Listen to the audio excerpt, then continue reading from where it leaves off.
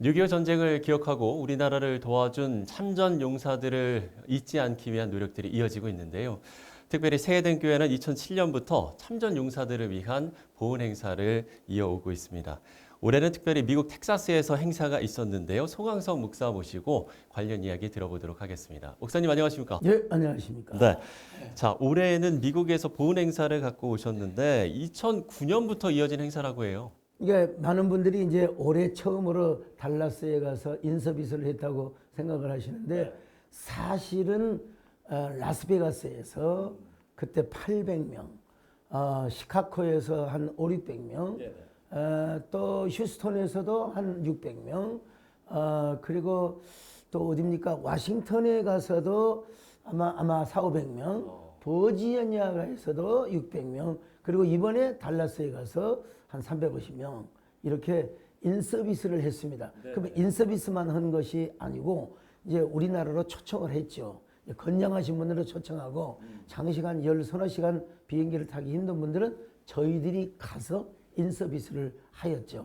그 일환 중에 하나가 이번에 달라스 행사였습니다. 참석하신 분들 연세가 상당하실 것 같은데 글쎄 어떤 분들이 오셨는지도 좀 소개를 해주시면 좋을 것 같은데요. 이번에 오신 분들의 평균 95세인데 그러니까요. 야, 이게 주책이라고 할까? 95세 되신 어르신들이 전부 저한테 손을 잡고 오 패스터서 닥터서 나 서울 가고 싶다. 세해등교에서 다시 초청해 주라. 근데 이게 엄두가 안 나는 거예요.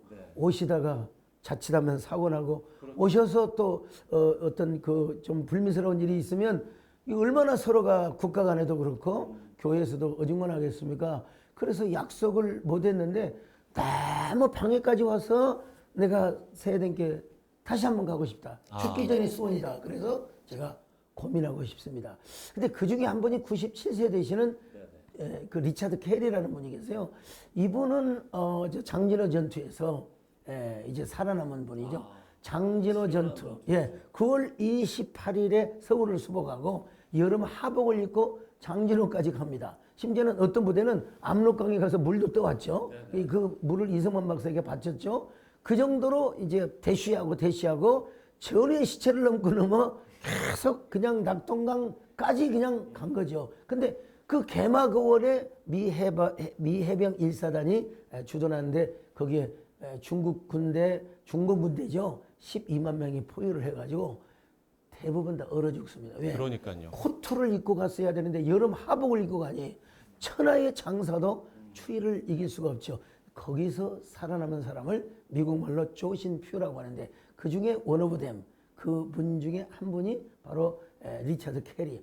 이 캐리 장군도 저한테 손을 잡고 패스터서 한국에 다시 가고 싶다. 다시 초청해 주라.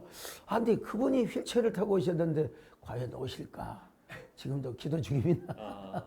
그러면 행사에 이제 많은 분들이 참석을 해주셨잖아요. 그분들의 반응은 좀 어땠습니까? 이분의 반응은 한마디로 울먹인 거죠. 그냥 맨날 제가 이제 영어로 가서 스피치를 했지 않습니까? 그리고 내려오니까 막 뭐라고 하는데 잘 못 알아듣겠어요. 왜냐하면 저는 영어를 외워가지고 가서 하는 건데 자유 언어는 제가 좀 부족하거든요. 근데 전부 다 뭐냐 땡큐 어메이징 뭐 그러면서 두 눈에 사실은 90이 되면 눈물방울이 마르지 않습니까? 이슬이 맺히면서 아침 이슬이 맺히는 거예요. 예? 이게 아침 이슬 새벽 이슬이 아닙니다. 아침 이슬이 맺혀가지고 그냥 다시 오고 싶다. 이걸 어떻게 해야 될지 저도 잘 모르겠어요. 앞서 이제 장진호 전투에 참전하셨던 분의 이야기도 해주셨습니다만 사실 6.25 참전 용사 중에 미국에서 오신 분들 규모가 가장 크지 않았습니까? 가장 크죠. 예. 그때 한 어느 정도나 참전을 했었죠?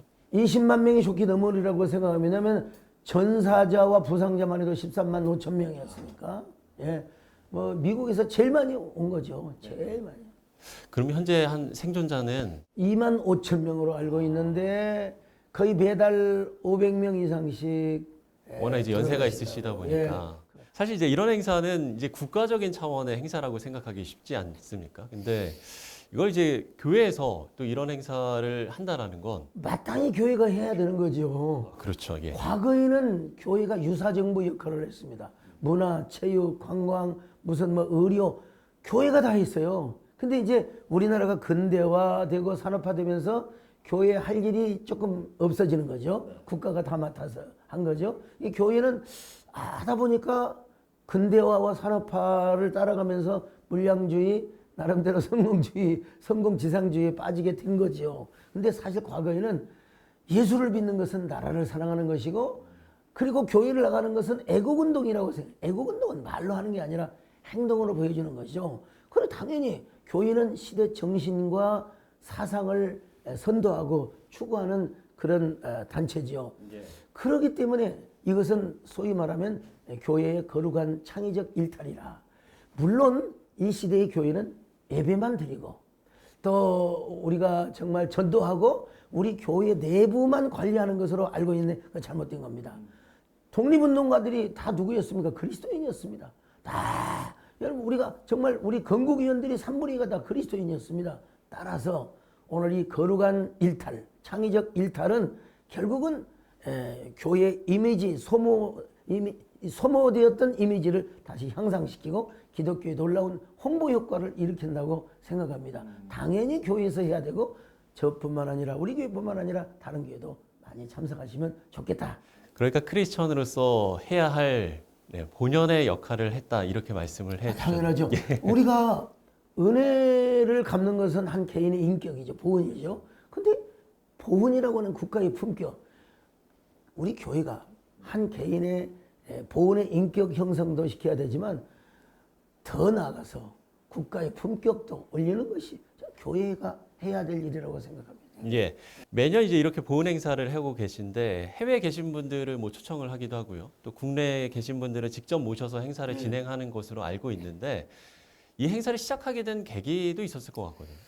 이제 마틴 루터킹 퍼레이드 전야제에서 한 흑인 노병이었어요. 알고 보니까 한 흑인 할아버지가 자기 허리춤에 총 맞은 자국을 보여준 것서 총 맞은 것처럼 이런 얘기를 하는 거예요. 나는 총을 맞았다. 정말 한국전에 참전을 해서 총을 맞았는데 누가 나를 초청해 준 사람이 없다. 나는 한국 가보고 싶다. 내가 싸웠던 그때 당시에 한국은 폐허인데 나 TV 화면으로만 봤는데 직접 가서 보고 싶다. 나를 초청해 줘라. 그래서 저 감정이 격해가지고 그 자리에서 엎드려서 제가 또 행동표잖아요. 탁 엎드려서 절을 하고 아유 할아버지 제가 초청하겠습니다. 친구들과 함께 오십시오. 잘하면 서너 명, 너댓 명 오실 줄 알았는데 한 45명을 데리고 오셨어요. 이 작은 일이 결국 큰 일이 시작은 미약가 있으나 나중은 창대하게 된 거죠. 예, 그 할아버지가 결국 저를 보은의 사람으로 만든 거죠. 그러면 이제 그동안에 글쎄 뭐 보람되신 일도 많았을 것 같기도 하고요. 가장 큰 보람된 일이 만약에 있다면 그 우리 교회에서 초청한 참전 용사들이 가서 이제 똘똘 뭉치는 겁니다. 자기들끼리 이제 호모 어떤 그룹을 만드는 거예요. 동질 집단을 만들어 가지고 야 우리는 대한민국을 사랑하자. 마침 독도 영유권 분쟁 사건이 일어났어요. 독도는 원래 우리 땅입니다. 근호가 뭐라고 말해도 독도는 우리 땅이죠. 근데 일본이 시비를 건 거죠. 이때 우리 교회에서 초청받은 우리 친한파 참전용사들이 다 부시 대통령에게 항의 서한을 보냅니다. 그리고 뭐 별로 반응이 없는 것 같자 항의 방문을 하는 거예요. 우리가 피 흘려 싸워 지킨 땅이 독도인데 왜 독도를 한국 땅이라고 안 하느냐. 물론 당시 이명박 대통령께서 애교를 잘 하셨겠죠. 그리고 당시에 한덕수 대사 열심히 잘 하셨겠죠. 근데 우리 참전용사들이 숟가락을 2개, 3개, 4개, 5개를 올려가지고 부시로 하여금 바로 독도는 한국 땅이다. 한국의 실효적 지배를 하는 땅이다. 라고 하는 결과물을 얻게 되었을 때 이야 정말 너무 보람되셨군요. 이거야말로 보람되죠. 네. 혹시라도 그 외에도 뭐 기억에 남는 에피소드 같은 게 있습니까? 전쟁기념관에 가면은 이제 같은 동네에서 야 우리 한국에 전쟁으로 가자. 월급도 받는단다. 나 가기 싫어. 친구들을 막 꼬드겼어요. 꼬드겨서 가자 했는데 세상에 인천 상륙작전 때 그 친구들은 다 죽고 자기 혼자 살아남았어. 그러니까 전쟁기념관에 가서 자기 친구의 그 이름을 손으로 타치하면서 오해를 하면서 내가 너를 죽였다. 내가 죄인이다. 목사님 우리 친구는 천국이가 있겠죠. 목사님 우리 친구는 천국이가 있겠죠. 그러면서 손을 잡고 우는 그 모습.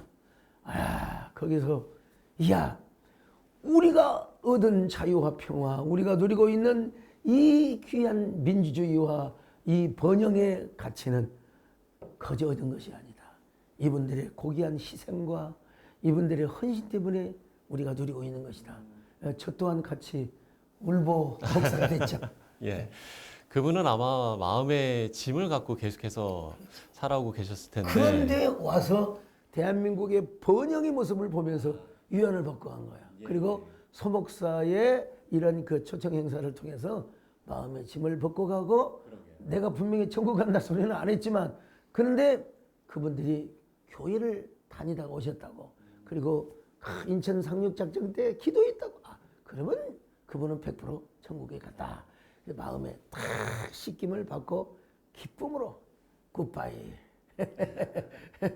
굿바이 슬픔이라고 하고. 이렇게 또 목사님의 기억에 남는 에피소드까지 저희가 들어봤는데요.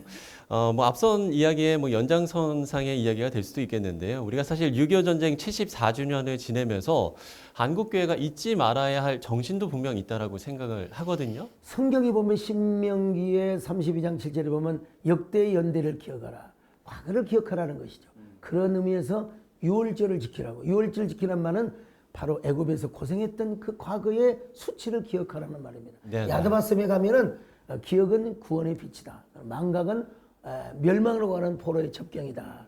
유대인들은 과거를 잊지 않죠. 근데 우리 민족은 이게 6개월 지나면 잊고 뭐 1년 지나면 잊어버리는 조금 좋지 않는 습성이 있는데 우리 예수님께도 뭐라고 그랬어요?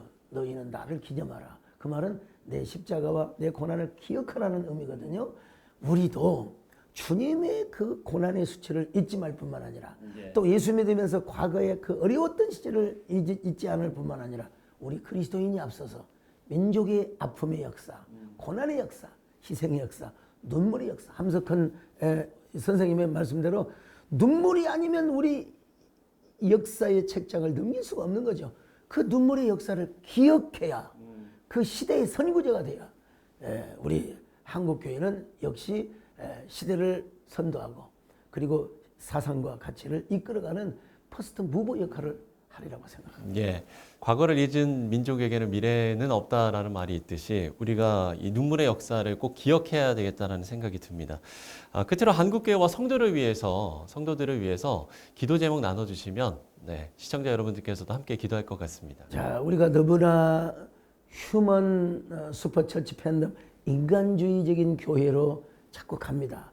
설교도 또 청중도 자꾸 이렇게 휴머니티하는 걸 원하는데 그거는 결국은 유럽으로 가는 길이고 미국으로 가는 길입니다. 우리는 어디까지나 킹덤 처치, 하나님의 왕국의 교회를 이루고 하나님의 중심의 교회를 이루며 그리고 우리 교회만 잘 된다고 생각하면 안 돼요. 남의 교회가 무너지면 우리 교회도 무너진다는 생태계 원래. 바로 뭡니까? 지구의 생태계가 무너지면 인간의 삶이 위협을 받는 것처럼 우리 한국의 공교의 생태계를 우리가 보호하면서 내 교회가 중요한 만큼 남의 교회도 중요하고 공적 교회를 이루어가자. 공적 사역을 이루어가자. 이런 얘기를 좀 드리고 싶습니다. 네. 공적 사회를 이뤄가자, 공적 교회를 이뤄가자라고 이야기를 해주셨습니다. 네, 지금까지 6.25 참전용사 초청 보훈 행사를 개최한 세해den교회 소강성 목사와 이야기 나눠봤습니다. 목사님 오늘 말씀 고맙습니다. 고맙습니다.